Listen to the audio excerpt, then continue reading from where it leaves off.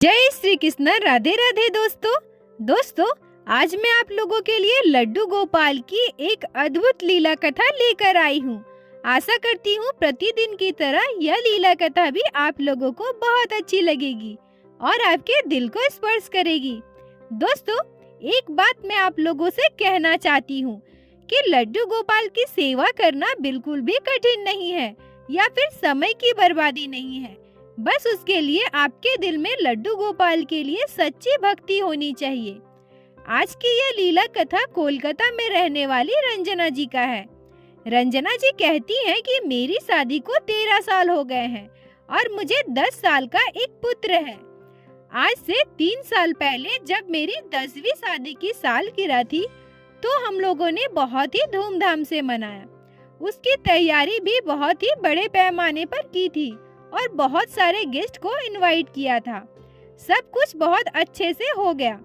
अगले दिन हम लोगों ने सोचा कि चलो गिफ्ट खोलकर देखते हैं। सभी गिफ्ट को खोलते खोलते मुझे एक गिफ्ट में लड्डू गोपाल का विग्रह मिला, जिसे देखकर मैं बहुत दुखी हो गई और अपने पति से कहती हूँ कि लड्डू गोपाल का विग्रह हमें किसने दिया। मेरे पति कहते हैं कि लाओ दिखाओ, देखो तो कैसा है।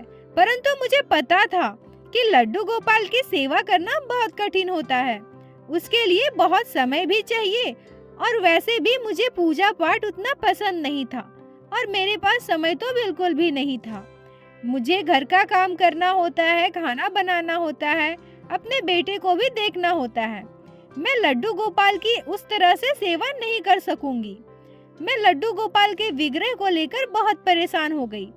मैं अपने पति से कहती हूँ कि लड्डू गोपाल को अगर हम मंदिर में रखते हैं तो इनकी सेवा करनी पड़ेगी, तो इससे अच्छा है कि हम लड्डू गोपाल को शोकेस में रख देते हैं। अगर वो बाहर रहेंगे तो पूजा करनी पड़ेगी और अगर हम इन्हें मंदिर में स्थापित ही ना करेंगे, इसको प्रतिष्ठित ही ना करेंगे, तो हमें इनकी पूजा भी नहीं करनी पड़ेगी। यह सोचकर मैंने लड्डू गोपाल के विग्रह को उसी दिन उठाकर हमारे हॉल में रखे हुए एक शोकेस में बाकी खिलौने के साथ में रख दिया। रंजना जी कहती हैं कि वो शोकेस हमारे हॉल में ऐसे जगह पर रखा था जहां से हमारा बेडरूम और किचन सीधा दिखता है। दिन भर ऐसे ही बीत गया, परंतु शाम को मुझे कुछ ऐसा महसूस हुआ जैसे कोई मुझे पुकार रहा है। मैं शाम को अपने बेटे को दूध और बिस्किट खाने के लिए देकर किचन में चली जाती हूँ खाना बनाने के लिए। तभी मुझे ऐसा लगा जैसे कोई बच्चा मुझे माँ माँ कहकर पुकार रहा है। मेरा बेटा तो मुझे मम्मी कहकर बुलाता था। मैं सोची मामा कहकर मुझे कौन बुला रहा है। मैं किचन से बाहर आकर अपने बेटे से पूछती हूँ कि क्या हुआ, तुम आज मुझे माँ माँ कहकर पुकार रहे हो। मेरा बेटा कहता है कि नहीं तो, मैंने आपको नहीं पुकारा। फिर मैं दोबारा किचन में चली जाती हूँ। रंजना जी कहती हैं कि यह सिलसिला लगातार 1 सप्ताह तक चलता रहा। मुझे कभी कभी ऐसा महसूस होता था कि कोई मुझे माँ माँ कहकर पुकार रहा है, पर मुझे समझ नहीं आता था कि कौन है, कहाँ से आवाज आ रही है। मुझे लगता था कि हो सकता है मेरा वहम हो या आसपास किसी के घर का या मोबाइल की आवाज मुझे आती हो। सच कहूँ दोस्तों तो मैंने इसके बारे में ज्यादा सोचा ही नहीं था। परंतु 1 सप्ताह के बाद एक रात एक ऐसी घटना घटी जिसे सुनकर आप लोग भी चकित हो जाओगे और आप लोगों के आंखों से भी आंसू आ जाएंगे। रंजना जी कहती हैं कि यह घटना बताते हुए मुझे अभी भी बहुत दुख हो रहा है।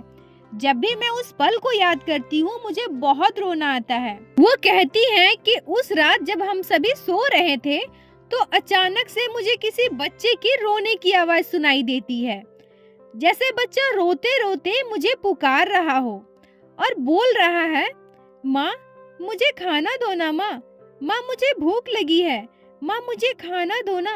अब भैया को कितने प्यार से खिलाती है माँ, मुझे भी खाना दो ना माँ, मुझे जोरों की भूख लगी है। रंजना जी कहती हैं कि उस समय मैं गहरी नींद में तो नहीं थी, परंतु मेरी आंख लग गई थी।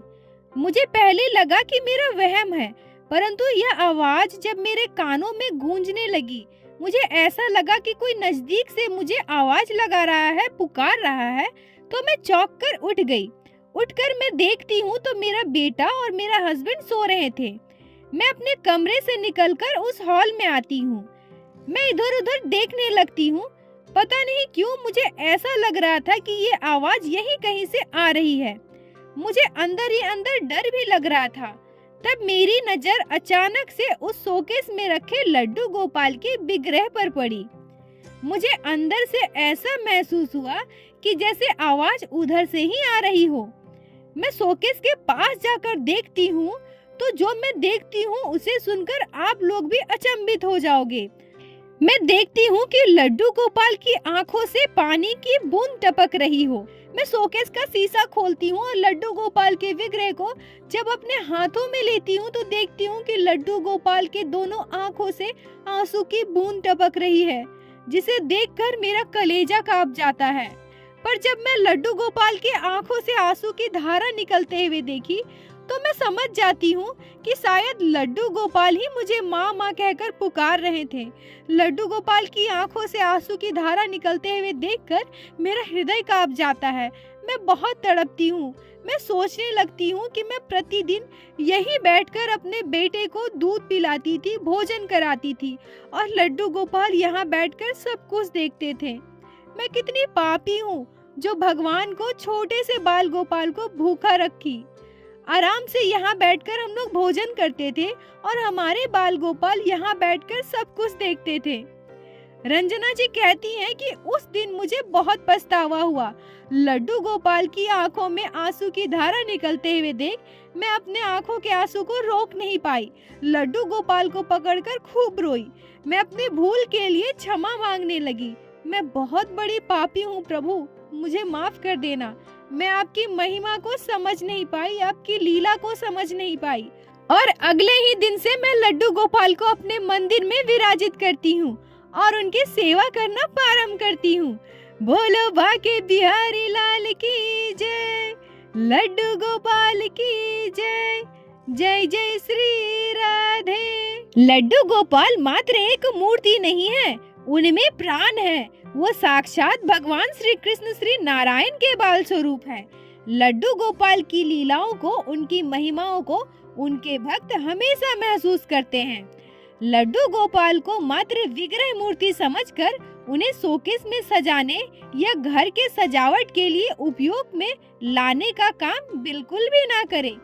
दोस्तों, यहाँ मैं आप लोगों से एक बात कहना चाहूंगी कि जब भी आप किसी पार्टी में या किसी फंक्शन में जाएं, तो कृपया करके किसी को भी लड्डू गोपाल का विग्रह गिफ्ट स्वरूप ना दें, क्योंकि लड्डू गोपाल कोई उपहार या भेंट में देने के सामान नहीं है। अगर आपको लड्डू गोपाल का विग्रह किसी को भी गिफ्ट स्वरूप देना है तो सबसे पहले उनसे जान ले कि क्या वो लड्डू गोपाल की सेवा लेना चाहते हैं।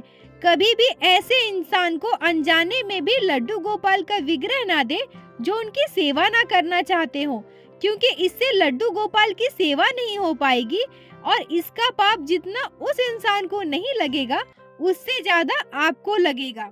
और अगर आपके पास लड्डू गोपाल का विग्रह गिफ्ट स्वरूप जाने अनजाने कैसे भी आपके घर पे आ गया है और आप उनकी सेवा नहीं करना चाहती, तो सबसे पहले तो आप कोशिश कीजिए, क्योंकि लड्डू गोपाल आपके घर आ चुके हैं तो हो सकता है लड्डू गोपाल को आपसे सेवा लेनी हो, क्योंकि बहुत सारे भक्त तो ऐसे हैं जो हमेशा सोचते हैं कि लड्डू गोपाल की सेवा करूं, परंतु वो सोचते हैं कि लड्डू गोपाल की कृपा ही नहीं हो पा रही है, लड्डू गोपाल हमारे घर ही नहीं आना चाहते। परंतु अगर आने जाने अनजाने आपके घर आ चुके हैं तो आप कोशिश कीजिए कि लड्डू गोपाल की सेवा आपसे जितना हो सके आप करें। और अगर आप बिल्कुल भी नहीं कर सकती तो आप किसी ऐसे इंसान का चयन कीजिए जो लड्डू गोपाल की सेवा लेना चाहता हो। फिर भी अगर आपको कोई ऐसा नहीं मिल रहा तो आप मंदिर में दान दे सकती हैं। अगर आप लोगों को इस विषय में वीडियो चाहिए तो आप लोग कमेंट में बताइएगा, मैं इसके लिए अलग से एक वीडियो बना दूंगी। दोस्तों, अगर आप लोगों को आज की ये लीला कथा पसंद आई हो, आपके दिल को स्पर्श की हो, तो कृपया वीडियो को लाइक करें और अपने दोस्तों के साथ शेयर अवश्य करें, ताकि बाकी भक्त भी लड्डू गोपाल के इस अद्भुत लीला कथा का श्रवण कर सके। और चैनल को सब्सक्राइब करें ताकि प्रतिदिन श्री बाके बिहारी श्री लड्डू गोपाल की लीला कथा आप लोग हमारे चैनल पे सुन सके। दोस्तों, यदि आपके जीवन में घटी हो कोई भी चमत्कारी घटना या लड्डू गोपाल ने कभी भी की हो कोई भी लीला जिसे आप हम सभी के साथ शेयर करना चाहती है, तो कृपया हमें इंस्टाग्राम पे मैसेज करें। हम आपसे कांटेक्ट करेंगे और उस लीला कथा को हमारे चैनल में बाकी सारे भक्तों के साथ शेयर अवश्य करेंगे। राधे राधे दोस्तों।